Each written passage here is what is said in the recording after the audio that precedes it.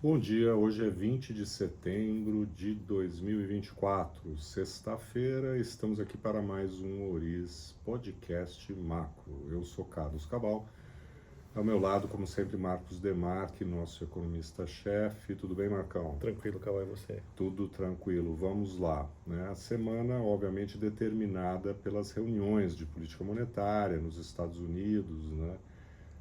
Para nossa surpresa com relação ao movimento de corte de 50 pontos base pelo Federal Reserve. E aqui, já no Brasil, a confirmação do consenso, da nossa expectativa também, a elevação da taxa Selic em 25 pontos base. Depois a gente fala, inclusive, sobre a nossa mudança de call, de expectativa de Selic aqui no Brasil. Mas o interessante vai ser refletir, né, sobre como vieram, né, as comunicações respectivas de Fed, do nosso Banco Central aqui no Brasil, e como os mercados reagiram a esses movimentos, né, de início de ciclo de corte nos Estados Unidos, o primeiro corte desde a Covid-19, né? E depois aqui no Brasil também o início, né, do ciclo que vai elevar a Selic ao longo dos próximos meses. Né? Então, Marcos, vamos lá. Como que o Fed, né, na sua comunicação, né, abordou esse movimento que até Sim. surpreendente do ponto de vista do consenso e como que a gente pode comparar isso em termos do que depois, né, no caso do Brasil, a gente viu no comunicado da reunião da quarta-feira. Então, Caval, se a gente pegar as últimas declarações, antes da reunião do Fed, né, as declarações dos membros, inclusive do próprio presidente da instituição, né, o Jerome Powell, a gente viu que ele dosou bastante, né, a questão do foco no mercado de trabalho, que a intenção do Fed era não deixar que o mercado de trabalho se enfraquecesse muito, né? E se a gente pegar o comunicado pós-reunião, eu diria que todo o foco ficou exatamente em cima desse ponto específico, né? Tem uma passagem ali no comunicado que foi inserido, né? Um trecho novo no comunicado do Fed, que ele fala que, embora ele tenha dois objetivos, né? A inflação na meta, né? Ele falou que ele está fortemente, né, comprometido em manter o mercado de trabalho robusto. Né? Essa frase não existia, embora todo mundo saiba que isso seja uma meta dele, né?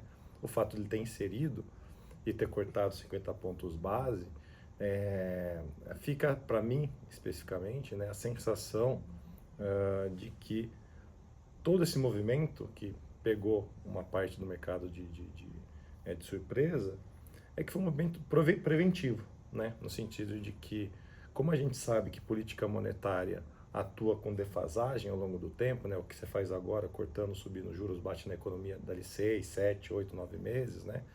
A ideia do Banco Central norte-americano nesse momento foi, ó, vamos cortar agora para prevenir que a economia, né, que o mercado de trabalho se enfraqueça diante de um juros que estava claramente num patamar restritivo, enquanto que houve um ganho de confiança que a inflação vai convergir para a meta ao longo dos próximos meses. Né? Então eu diria que foi uma soma do Fed, né, de não deixar o mercado de trabalho enfraquecer muito, e uma maior confiança de que a inflação está no caminho da convergência. Enquanto que no Brasil, né, assim, então o Fed fez um movimento preventivo. Uhum. No Brasil, né, para mim, a minha leitura foi uma leitura de que, embora tenha sido 75 pontos, 25 pontos base de aumento apenas, né, foi um movimento reativo, porque os elementos que ele coloca no comunicado, né, o Copom coloca no comunicado, hiato do produto aberto, né, positivo, ou seja, a economia operando acima da sua capacidade, expectativas de inflação em alta, inflação corrente elevada, são coisas que a gente já sabia e muitos economistas, né, muito economistas que trabalham com modelagem, né, já vinham apontando para tudo isso antes da reunião. Então, é uma reação ao que era já sabido. Né? Então, para mim, essas são as duas grandes diferenças de Fed e de Banco Central brasileiro, se a gente fosse caracterizar de maneira geral os movimentos aí, Cabal. Exato. E acho que uma reflexão inicial importante, né, é o fato de que finalmente, né, nós tivemos o corte pelo Fed, até um corte, vamos dizer assim, mais agressivo, né? O Chairman Powell chamou a atenção que não necessariamente eles farão, né, movimentos dessa magnitude, mas já há uma precificação na curva de juros bastante expressiva de cortes ao longo dos meses de 2024 e 2025, né, com o juro terminando no ano que vem mais perto de 3%. Se você olhar hoje, inclusive, a curva de mercado, né, agora cedo, já está até um pouco abaixo de 3% o Fed Fund terminal de 2025. O que parece, inclusive, né, muito otimista, né, dada a força da economia americana até aqui. Mas... e tem um ponto, né, Caval, que eu acho que é uma das coisas ali que, no meio da entrevista coletiva do Powell, é que os repórteres perguntando se já poderia ser assumido que daqui em diante os cortes, pelo menos nas próximas reuniões mais perto, né, serão de 50 em 50, né? Ele falou, não, essa foi uma decisão do momento, né? Ele falou, não é um ritmo, um compromisso com ritmo de 50 em 50, né? Mas se a gente olhar hoje como o mercado está precificando, tá 40% de probabilidade das próximas reuniões serem novamente de 50 pontos base. Então, o mercado ficou dividido. Acho que se ele não colocasse, se ele não entrasse nessa seara de discutir o ritmo, o mercado migraria para os 50 nas próximas, mas ele fez questão de falar, peraí, não assuma que daqui em diante serão só cortes dessa magnitude. Exato, e esse é um ponto importante para a avaliação da situação que a gente vive hoje no Brasil, porque já houve o corte, né? Há uma precificação de cortes agressivos à frente e o nosso Banco Central subiu a taxa Selic e mesmo assim os mercados não performaram bem do ponto de vista do que aconteceu, por exemplo, na curva de juros e também na Bolsa, né? É claro que, né, não é que a gente imagine que a alta da Selic, né, ela é positiva do ponto de vista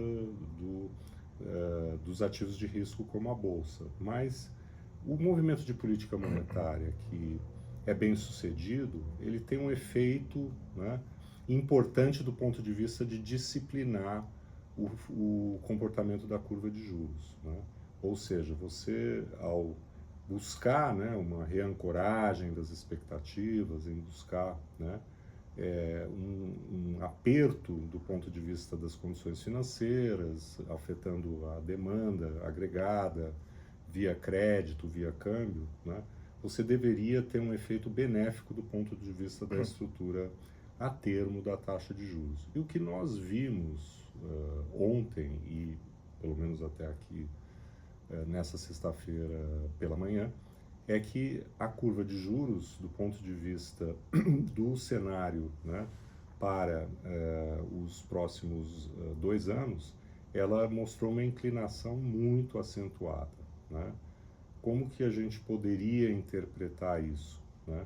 Em primeiro lugar, acho que vale chamar a atenção pelo fato de que não é a política monetária americana, né, por mais agressivo que seja o Fed daqui para frente, já foi no movimento inicial, que via apreciação cambial, que de fato inclusive ocorreu, pelo menos ontem, né, vai vamos dizer, resolver o problema inflacionário. A natureza da inflação hoje é uma inflação de demanda agregada, né?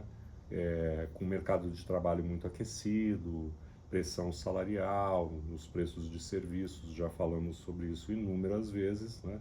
Não é, né, uma inflação derivada dos segmentos de bens comercializáveis, né, que inclusive tem tido um comportamento favorável, né, nos índices inflacionários quando os desagregamos, né?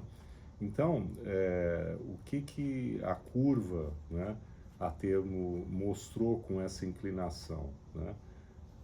Que, de certa forma, né, o movimento do Banco Central não foi lido como suficiente, né? A alta de 0,25 percentual, né? Inclusive se a gente colocar na proporção, né, de uma taxa Selic que era 10,5, ela é muito menor do que o movimento do Fed de 50 pontos base numa taxa que era de 5,5, né? Então, nesse sentido, ficou a impressão, né, Marcos, como você chamou a atenção, de um movimento reativo, né, de certa forma atrás da curva, né, e insuficiente do ponto de vista de você, né, gerar aquilo que normalmente, né, se busca com as ações de política monetária, que é uma inclusive não só o movimento em si, mas a sinalização que você dá de buscar com que haja uma desinclinação da curva de juros. A gente observou que no horizonte da política monetária, até 2027, vamos dizer assim, o movimento foi contrário. O Copom, né, ele trouxe a projeção para 2025 de 3,5%, mais elevada, né? Falou em viés, em assimetria do balanço de riscos, enfim, e também, como você disse, o hiato, né, no terreno positivo. De certa forma, portanto, ele mostrou que existe, né, claramente um desequilíbrio que muitos já vinham, né, falando e alertando a respeito, e que provavelmente teria reclamado já há algum tempo, né, uma ação mais incisiva da política monetária e que tivesse, inclusive, né, feito uma elevação maior de 50 pontos base na primeira reunião. A nossa opinião, o consenso, era de que isso não ia acontecer, porque tinha sido amplamente sinalizado, né, pelo Banco Central, né, previamente ao Copom, né. Do ponto de vista dos próximos movimentos, aqui no Brasil, o que parece é que ele deixou isso em aberto, o que é positivo, né? Eu vou dar um passo atrás, né, Caval? Porque é o seguinte, você mesmo falou que parecia improvável que ele começasse de 50, pelo fato de ter sido sinalizado, né? Até teve falas do Roberto Campos Neto no sentido de começar gradualmente, né, o tal do gradualismo no ajuste. Não veio, né, qualquer indicação no comunicado de que o ajuste continuará sendo gradual, né, o que abre a possibilidade para uma aceleração dos aumentos de juros, né? Mas eu destacaria também, né, Caval, uma questão de será que ele conseguiria o consenso, né, para aumentar 50 pontos base nessa primeira reunião? Não parece que haveria clima para já começar num ritmo tão forte, né? E pensando à frente, pegando um pouco do que você falou, né, a reação do mercado, se você olhar de hoje até março do ano que vem, tem 200 pontos base precificados aí de aumento, ou seja, o mercado está falando que até março a Selic sobe de 10,75 agora para 12,75, né? Embora não seja o nosso cenário, né? É uma alta bastante relevante. E pensando um pouco até na reflexão de mercado, diferentemente do que a gente estava falando, a gente que eu falo, os economistas em geral, o mercado em geral, não nós aqui na Oriza especificamente, mas há 1 a 2 meses atrás existia muito a ideia de que o câmbio indo para 5,70, 5,80 demanda uma Selic maior, porque vai ter um pass-through, um repasse do câmbio para a inflação, sendo que o que a gente observa agora é um câmbio muito tranquilo e não é um motivador do ciclo de alta. E no final das contas, o que o Banco Central vai buscar, o que ele deseja, é claramente uma desaceleração da demanda doméstica.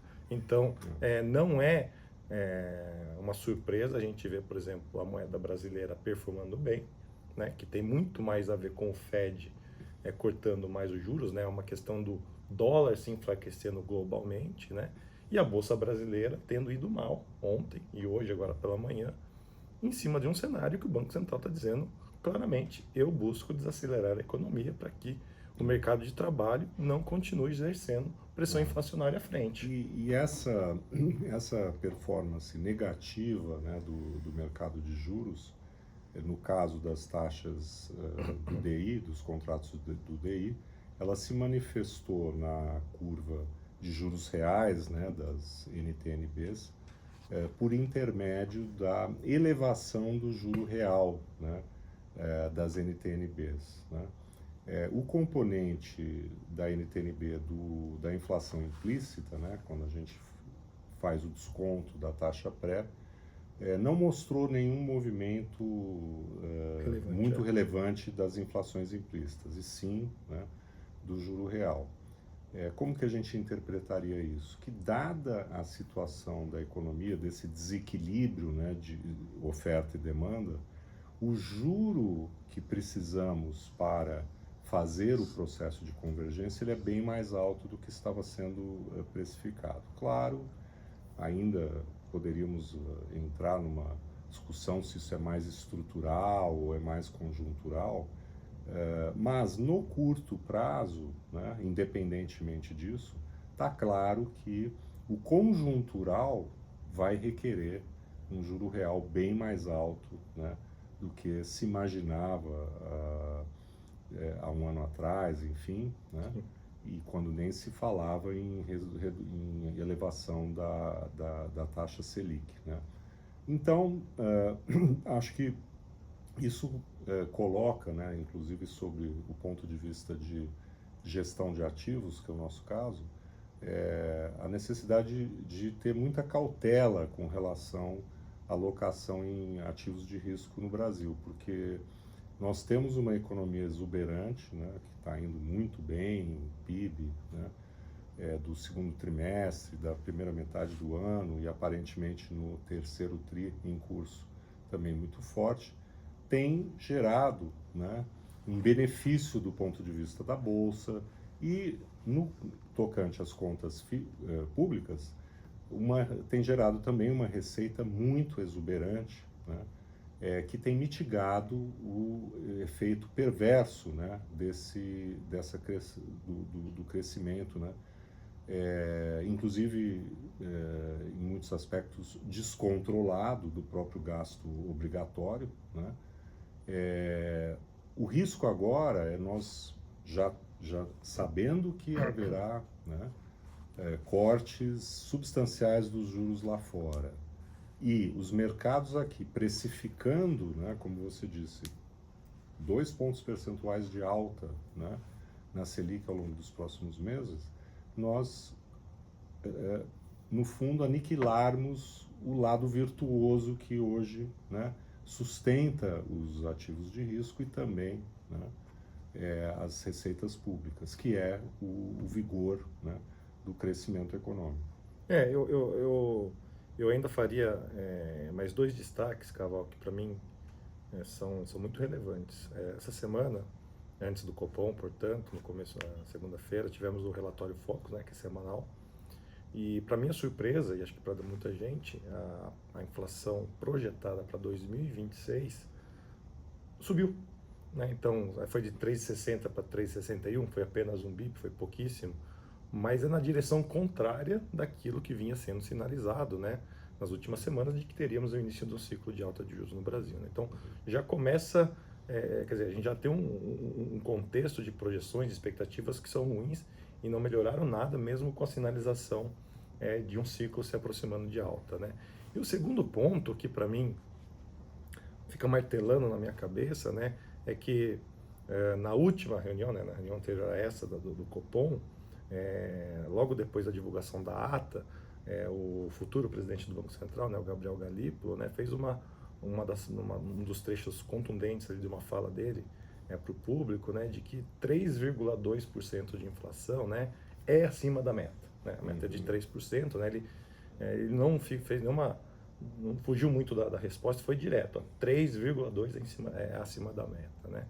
Eu me pergunto, né, o que precisaria ser visto, né, nos próximos meses, né, para a gente ter uma interrupção, né, do ciclo de alta, qual que é a configuração de expectativas de inflação que faria bem lá na frente, né, o Banco Central pensar em começar um ciclo de cortes, né, porque 3,2 é bastante distante do que estão as projeções correntes, seja do próprio Banco Central, seja do mercado, né. Então, tudo isso suscita a hipótese, né, de que a gente tenha um ciclo mais longo e mais alta de juros do que está precificado hoje nesse momento, né? Acho que isso é importante.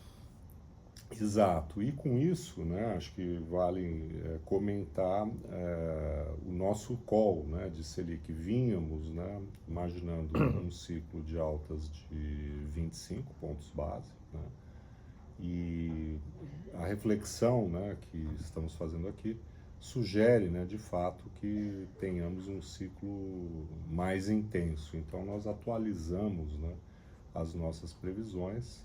E aí, Marcos, pode Acho falar. que uma boa parte do mercado acabou, né, colocando como cenário base daqui em diante uma aceleração, acho que principalmente pelo tom bastante duro do comunicado e o fato de não você em nenhum momento ali do comunicado ter a palavra gradual, né, ou seja, está aberta a possibilidade para uma aceleração.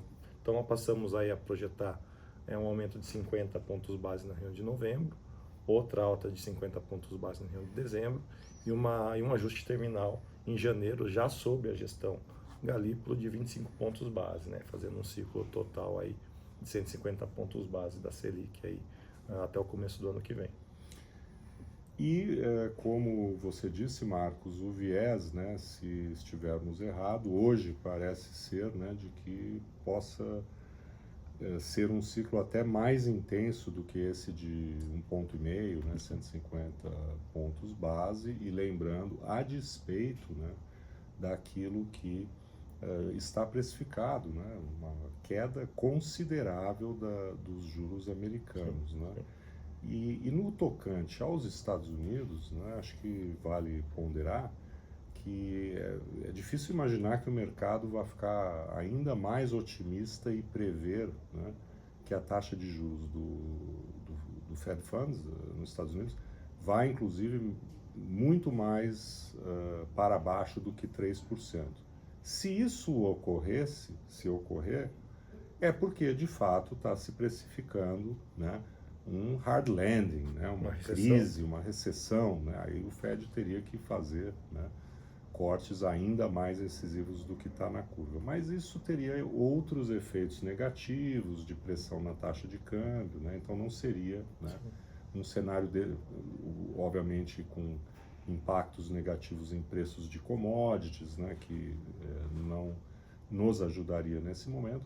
Então, existe sim, né, um risco de que o mercado, ao longo dos próximos meses, passe a precificar reduções da taxa de juros nos Estados Unidos, mas talvez não de tanta intensidade, né, se o mercado de trabalho não mostrar, né, uma fraqueza adicional substancial. Né. Também depende, óbvio, né, das leituras de inflação, mas parece que lá fora já está, vamos dizer assim, precificado, né, um cenário muito benigno, né, e a simetria me parece que fosse, em algum sentido, menos benigno, ou menos cortes, ou muito mais cortes por conta de uma recessão.